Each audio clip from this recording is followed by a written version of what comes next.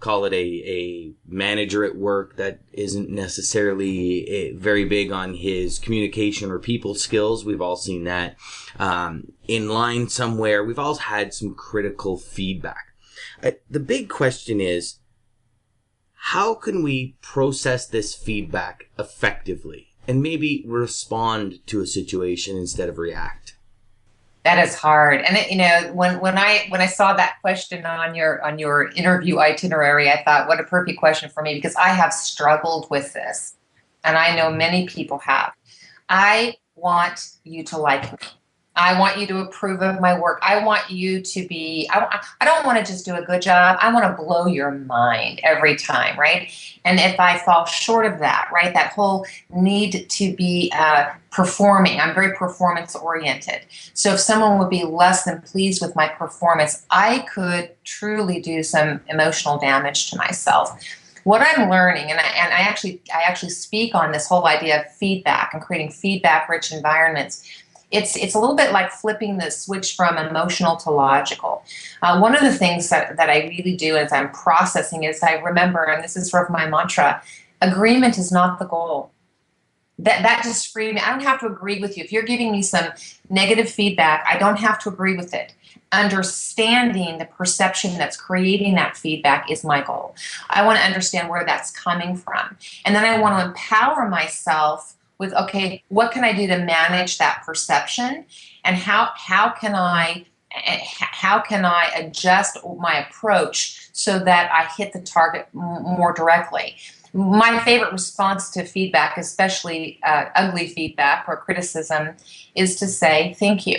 Thank you for sharing that with me. I will certainly give it some thought. I've learned that I don't have to respond on the spot. I don't have to have those words, the dripping from my lips. I can just kind of step back. I can take a deep breath. That's when I pull mentors in too. And I have done that before. Look at this book review. I remember the first time I got a terrible book review. My first book, Design for Success, was out, and it was getting 5 stars, and then all of a sudden there was a 2.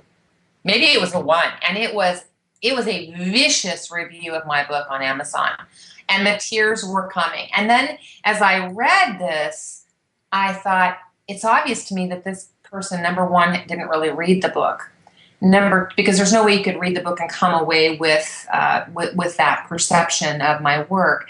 But number two, it was that I tried to reframe it. Welcome to the big, sweetheart, because now people are going to take a shot at you.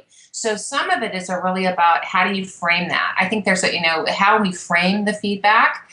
I've learned that feedback doesn't define me. It does not define who I am, but it can sharpen my saw, as Dr. Covey would say. I also think it takes practice. When I'm working with employees and organizations, I will tell them one of the things that I think is most ridiculous is that we would wait for once a year for this performance review. I actually had a woman say to me one time, is it okay for me to cry at my performance review? I said, absolutely not. You go to the girls' room and cry. You don't cry in your performance review. And for heaven's sake, why would you plan on doing that? And she said, well, things are really tough between my boss and I. Things aren't working out between us. There's a lot of tension there. And my question is, why are you waiting for a performance review to have that conversation, right? So managing our feedback, reaching for our feedback. And I think that that's a little irresistible, because if I come to you and say, Dan, I would love to get some feedback from you. Tell me what you see are the strengths, and tell me 2 or 3 things that I could do to be even more effective. Now you're partnering with me. You're not my adversary, right? Kind of getting back to some of Bob Berg's work. You're not my adversary. You're my ally. You're now partnering with me. Now, as you give me some of that advice, it doesn't mean that I'm going to implement everything, but I have made you my partner in success. It's kind of irresistible. So one of my greatest encouragements to people is don't wait for feedback to come to you. Ask for it. Reach for it. And that way you can manage it. I did receive some really difficult feedback once, and I was a banker. I was an executive of a couple of banks when I had a real job before becoming a consultant and a speaker, but I went to a mentor with this feedback and said, here's, this is really difficult for me to hear, and I just want you to help me sort it out.